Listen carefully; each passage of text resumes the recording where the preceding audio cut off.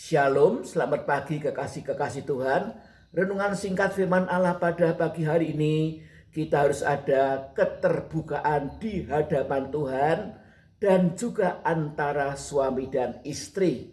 Kita membaca Mazmur 139 ayat yang ke-16, lalu loncat ayat yang ke-23 dan 24.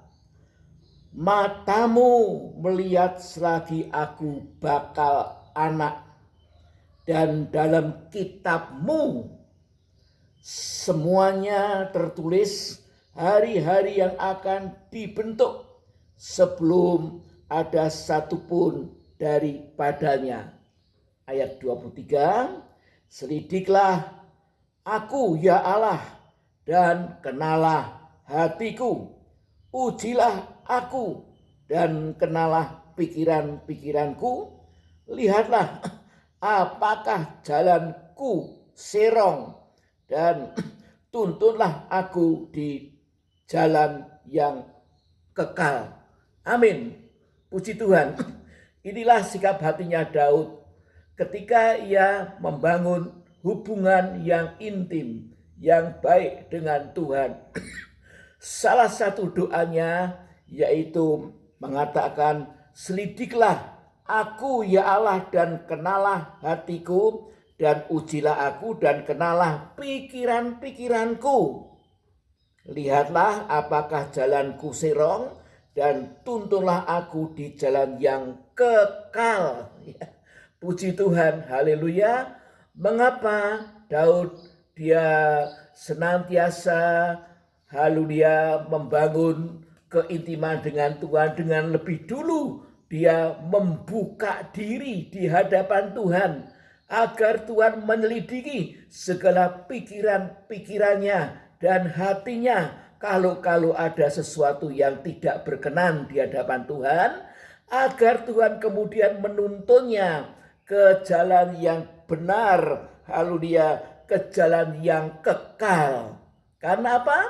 Karena Daud tahu bahwa Tuhan itu sudah merancangkan dalam hidupnya satu rancangan untuk pribadinya.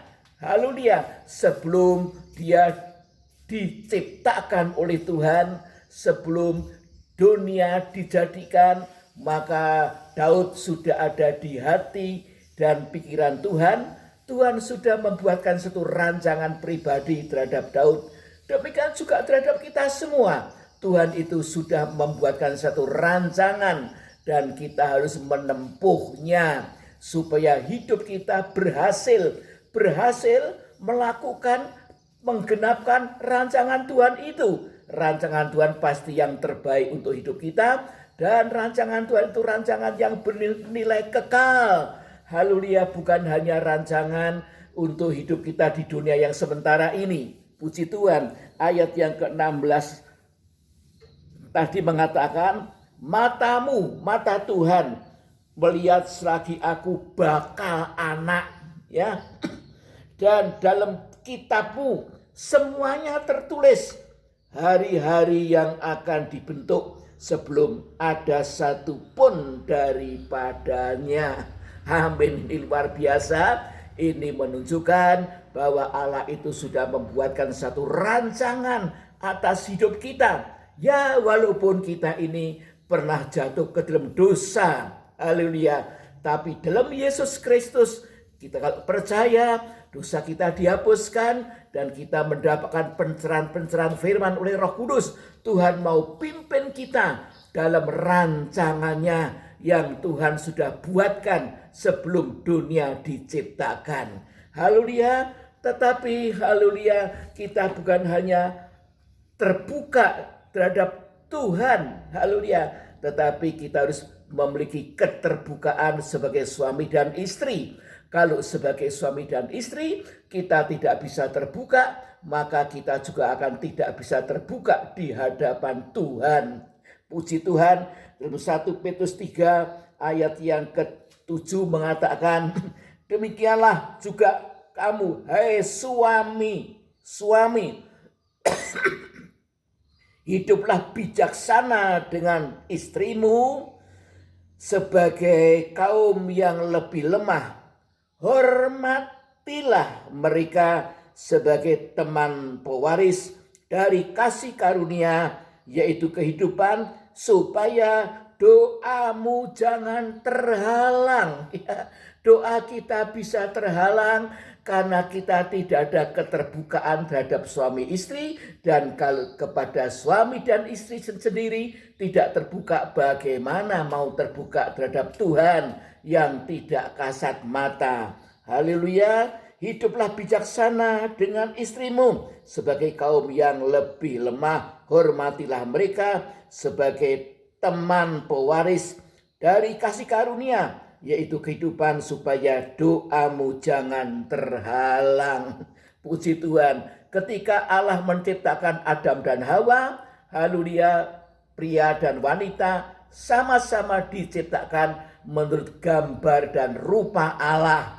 Allah tidak menciptakan wanita sebagai manusia kelas 2, ya. Tidak, karena perempuan juga diciptakan menurut gambar dan rupa Allah seperti pria. Supaya apa?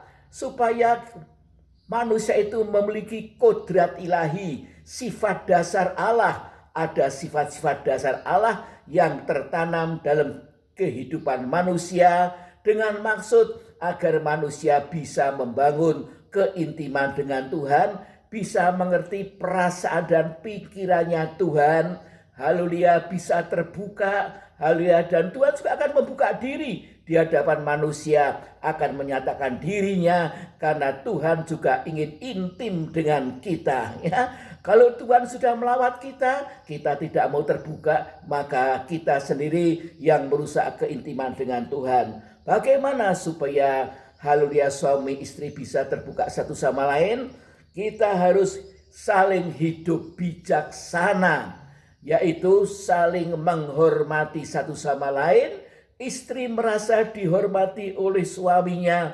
Kalau suami itu ada keterbukaan, haleluya, sehingga istri itu melihat suaminya memang seorang yang tulus, tidak ada perkara-perkara yang disembunyikan. Demikian juga istri terbuka terhadap suaminya. Haleluya, sehingga suaminya juga tidak ada kecurigaan, ada sesuatu yang tersembunyi. Puji nama Tuhan, suami dan istri harus transparan. Suami jangan menganggap istri itu manusia kelas 2, ya, tetapi sama-sama teman pewaris dari kasih karunia atau anugerah, yaitu kehidupan. Ya, kehidupan yang sejati, kehidupan ilahi, supaya doamu jangan terhalang, ya.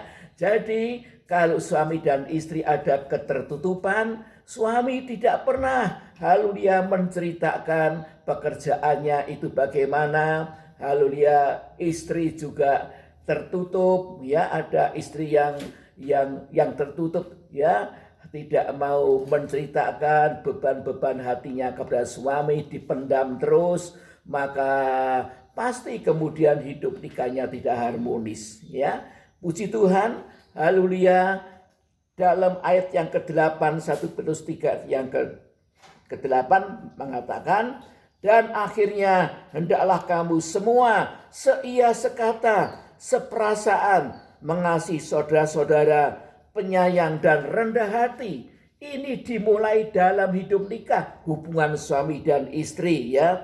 Dan akhirnya hendaklah kamu semua seia sekata, seperasaan, ya. Ini harus ada keterbukaan lebih dulu antara suami dan istri, baru ada haleluya hati yang seia sekata dan seperasaan, mengasihi saudara-saudara, penyayang dan rendah hati, ya. Kehidupan nikah dalam kehidupan suami istri yang haleluya berkembang menjadi penyayang satu sama lain, akan kemudian dikembangkan juga menjadi penyayang di antara saudara-saudara kita. Dan rendah hati, ya, rendah hati, ya. Seringkali kita tidak mau terbuka karena masih ada ketinggian hati. Ayat yang ke-9, dan janganlah membalas kejahatan dengan kejahatan, atau caci maki dengan caci maki, tetapi sebaliknya hendaklah kamu memberkati. Puji Tuhan, karena untuk itulah kamu dipanggil, yaitu untuk memperoleh berkat. Ya, kita dipanggil jadi miliknya Tuhan. Kita dipanggil untuk menjadi anak-anak Tuhan, yaitu agar kita ini memperoleh berkat. Ya, kita hidup dalam perjanjian Allah. Perjanjian Allah adalah perjanjian yang penuh dengan berkat untuk masa kini hidup kita di dunia yang sekarang maupun di dunia yang akan datang, yaitu dalam kekekalan. Puji Tuhan. Oleh sebab itu kita membangun mesbah keluarga dan sebagainya itu harus didasari dengan keterbukaan satu sama lain. Kalau anak melihat ayah ibunya ada keterbukaan, maka anak juga akan ada keterbukaan terhadap orang tuanya, ayah dan ibunya, sehingga ayah dan ibunya tidak sulit mendidik anak-anaknya. Puji Tuhan.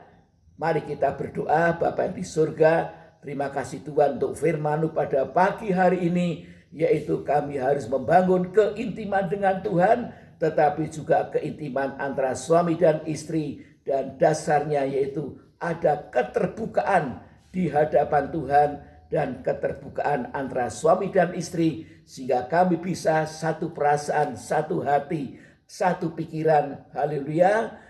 Puji nama Tuhan, sehingga suami dan istri makin hari makin harmonis, makin hari makin tulus, makin murni dan dikuduskan.